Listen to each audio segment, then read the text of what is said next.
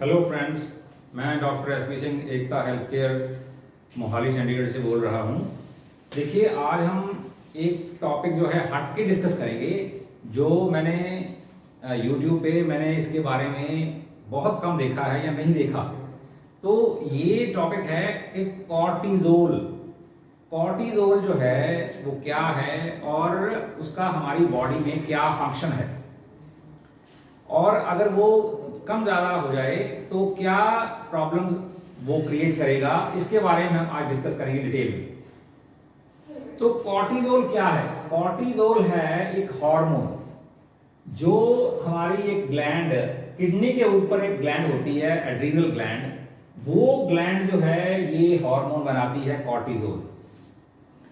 अब कॉर्टिजोल का जो मेन फंक्शन है वो क्या है, वो देखिए ये है फंक्शन इसकी। पहला फंक्शन इसका है कि it controls the blood sugar. दूसरा फंक्शन इसका है कि it regulates the metabolism. Metabolism क्या है? मेटाबॉलिज्म है कि जो चीज हम खाते हैं वो खाने को हमारी बॉडी जो है उसको एनर्जी में कन्वर्ट करती है, और कुछ हिस्सा उसका जो है हमारी बॉडी बिल्डिंग में यानी सेल बिल्डिंग में काम आता है। कुछ एनर्जी प्रोड्यूस होती है, वो एनर्जी हम काम जब करते हैं उसको यूटिलाइज करते हैं, और कुछ हिस्सा जो है वो हमारी बॉडी बिल्डिंग में या हमारे सेल बिल्डिंग के काम आता है। इसको बोलते हैं मेटाबॉलिज्म, या इंग्लिश में हम बोल देते हैं कि मेटाबॉलिज्म है कि वो सारे केमिकल रिएक्शंस जो हमारी बॉडी में चलते हैं, वो केमिकल रिएक्शन जो हैं उनको मेटाबॉलिज्म बोलते हैं। और उसके दो आगे पोर्शन हैं या दो पार्ट्स होते हैं, एनाबॉलिज्म एंड कैटाबॉलिज्म। तो एनाबॉलिज्म है जो है वो है बॉडी बिल्डिंग, यानी कि हमारी बॉडी के सेल्स का बिल्डअप होना या कुछ ऐसी चीज बनना जो हमारे सेल्स के बिल्डिंग में हेल्प करे। और जो कैटाबॉलिज्म है वो है हमारी बॉडी के अंदर एनर्जी की प्रोडक्शन, कि जो हम खाना खाते हैं वो खाना जो है वो एनर्जी के रूप में कन्वर्ट होता है, हीट बनती है या एनर्जी बनती है, जिसके साथ हम सोचते हैं, खाते हैं, पीते हैं, बोलते हैं, चलते हैं, काम करते हैं। सब काम जो एनर्जी प्रोडक्शन है वो मेटाबॉलिज्म में होती है। तो ये सारा प्रोसेस जो है इसको कॉर्टिजोल रेगुलेट करता है। अगर कॉर्टिजोल कम होगा तो भी मेटाबॉलिज्म डाउन चला जाएगा, मेटाबॉलिज्म प्रॉपर नहीं होगा। और अगर कॉर्टिजोल ज्यादा बनेगा तो मेटाबॉलिज्म फास्ट हो जाएगा, तेज हो जाएगा, जो दोनों ही जो सूरतों में वो हार्मफुल होगा। अच्छा, तीसरा इसका है it reduces the inflammation. So inflammation में आगे भी एक मेरी वीडियो में एक्सप्लेन कर चुका हूं कि इन्फ्लेमेशन जो है एक बेसिक प्रोसेस है डिजीज का, कि कोई भी डिजीज जब हमारी बॉडी के अंदर स्टार्ट होती है तो इन्फ्लेमेशन से स्टार्ट होती है। कि इन्फ्लेमेशन है कि कहीं भी आपने देखा होगा कि जब कोई इरप्शन होती है, कोई एब्सेस होता है तो क्या होता है? सबसे पहले क्या होता है? स्वेलिंग आती है, रेडनेस होती है, पेन होती है, हीट होती है उस पोर्शन में। तो ये है इन्फ्लेमेटरी प्रोसेस। तो ऐसे प्रोसेस को ये रिड्यूस करता है, घटाता है। अच्छा, अगला क्या है इसमें? इट हेल्प्स मेमोरी फॉर्मुलेशन, कि जो हमारी मेमोरी है, जिस हमारी याददाश्त है, रिमेम्बरेंस है, तो उसमें उसको उसकी फॉर्मुलेशन में ये कॉर्टिजोल है जो हेल्प करता है। अगर ये प्रॉपर बनेगा तो हमारी मेमोरी प्रॉपर रहेगी, अगर ज्यादा बनेगा तो भी हमें प्रॉब्लम होगी, और अगर कम बनेगा तो भी प्रॉब्लम होगी। अच्छा, अगला है इसमें it controls salt and water balance, कि हमारी बॉडी के अंदर एक बैलेंस रहता है सॉल्ट और वाटर का। अगर सॉल्ट हम ज्यादा खाएंगे या सॉल्ट हमारी बॉडी के अंदर ज्यादा जाए तो हमारा जो वाटर का जो इनटेक है वो भी बढ़ेगा, क्योंकि हमारी बॉडी जो है ज्यादा पानी मांगेगी। तो इस तरीके से सॉल्ट एंड वाटर बैलेंस को मेंटेन करता है कॉर्टिजोल। अच्छा, अगला इसमें है कंट्रोल द ब्लड प्रेशर। तो ये कॉर्टिजोल जो है ये हमारे ब्लड प्रेशर को कंट्रोल करता है। ये कॉर्टिजोल एक्चुअली हमारे जो किडनीज हैं उनको अफेक्ट करता है, और किडनीज के अंदर एक रेगुलेटरी प्रोसेस होता है जिसके कारण हमारा जो ब्लड प्रेशर है वो नॉर्मल होता है। अगर ये ज्यादा होगा तो ब्लड प्रेशर हाई हो जाएगा, अगर ये कम होगा तो ब्लड प्रेशर डाउन चला जाएगा। तो ये है इसके जो मेन फंक्शंस, कि आपने देख लिया कि ये सारे मैंने फंक्शंस एक्सप्लेन कर दिए कि बहुत इंपॉर्टेंट रोल प्ले करता है कॉर्टिजोल जो है हमारी बॉडी के अंदर। तो ये हो गए फंक्शंस। अब हम अगले पोर्शन में डिस्कस करेंगे कि अगर कॉर्टिजोल हाई हो तो क्या होगा। कॉर्टिजोल जो है वो करेगा एक खास तरह की कंडीशन जो है वो बनाएगा या करेगा, उसको बोलते हैं कुशिंग सिंड्रोम। तो कुशिंग सिंड्रोम में क्या होता है कि ये देखिए, ये सारे सिम्टम्स आपको मिलेंगे उसमें। पहला क्या होगा, पहला सिम्टम होगा कि बॉडी का जो वेट है वो बढ़ने लगेगा, वेट गेन, ओबेसिटी। दूसरा इसमें है कि बॉडी के ऊपर एक्नी डेवलप होने लगेंगे, एक्नी या पिंपल्स आने लगेंगे बॉडी के ऊपर। और तीसरा इसमें है कि स्किन जो है वो थिन पड़ जाएगी, वो स्किन जो है वो नॉर्मल नहीं रहेगी, वो पतली हो जाएगी, थिन हो जाएगी। और अगला सिम्टम उसमें आएगा कि स्किन के ऊपर ब्रूजिंग होनी शुरू हो जाएगी। ब्रूजिंग का मतलब है जैसे चोट लगने के बाद जो रेड निशान पड़ जाता है उसके ऊपर, तो ऐसे ब्रूजिंग, अपने आप ब्रूजिंग होने लगेगी, जैसे लगेगा चोट लगी है और रेड रेड जो स्पॉट्स हैं बॉडी के ऊपर वो जो आ जाएंगे। अच्छा, अगला इसमें है कि फेस जो है वो रेड होने लगेगा, फ्लश्ड फेस जो है लगेगा कि जैसे फेस बिल्कुल रेड लग रहा है और हो गया है। और अगला इसमें कि हीलिंग स्लो होगी, कि कोई भी अगर प्रॉब्लम हो जाएगी, कोई चोट लग जाएगी या कोई कंडीशन डेवलप हो जाएगी बॉडी के अंदर, कोई नेचुरल डिजीज कोई, तो उसको हील होने में ज्यादा टाइम लगेगा, हीलिंग प्रोसेस जो है वो स्लो डाउन हो जाएगा। और अगला इसमें है कि मस्कुलर वीकनेस आ जाएगी। मस्कुलर वीकनेस का मतलब है कि आपके मसल्स जो हैं वो नॉर्मल नहीं रहेंगे, धीरे धीरे वो वीक होने लगेंगे।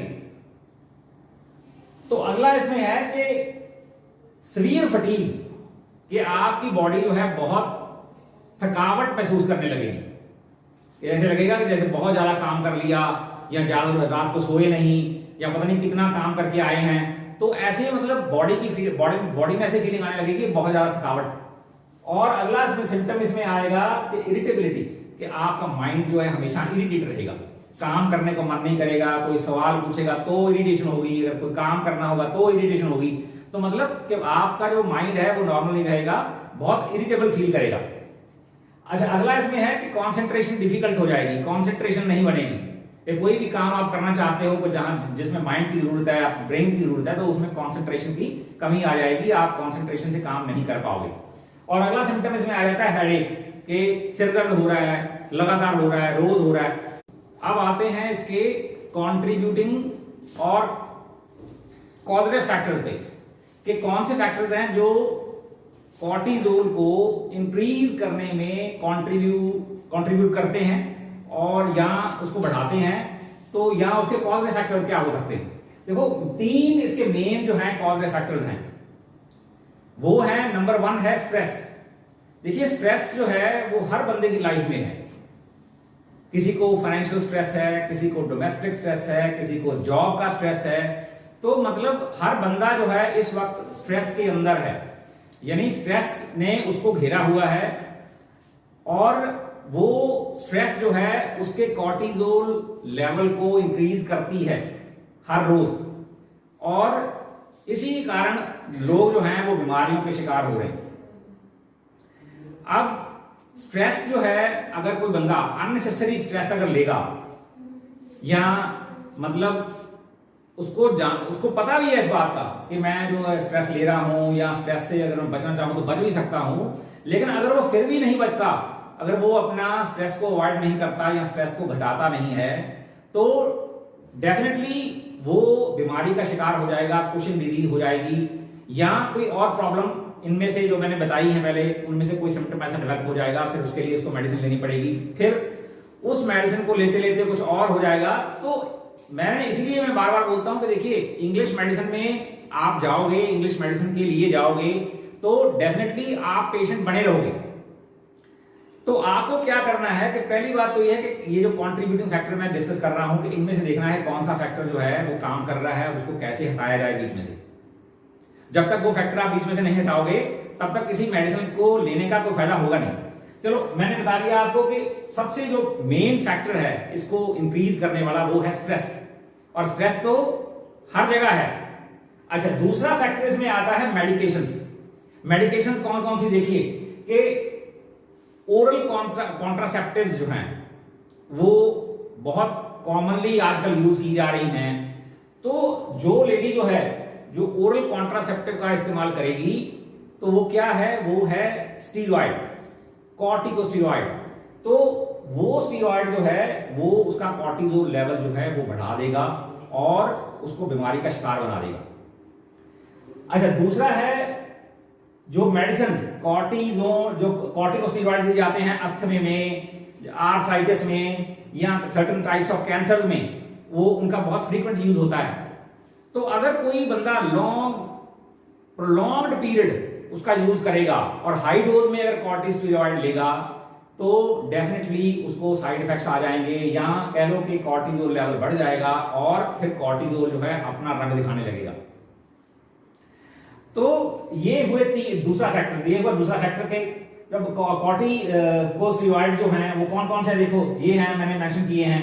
वो उसमें प्रेडनिसोलोन आता है, कॉर्टिजोन आता है, मिथाइल प्रेडनिसोलोन आता है, डेक्सामीथाजोन आता है। ये मेडिसिन जो हैं बहुत फ्रीक्वेंटली यूज की जा रही हैं एलोपैथी में। तो लोगों को इस बात को अंडरस्टैंड करना चाहिए कि जो हम कर रहे हैं वो गलत कर रहे हैं, हमारी हेल्थ के लिए वो बहुत घातक साबित होगा।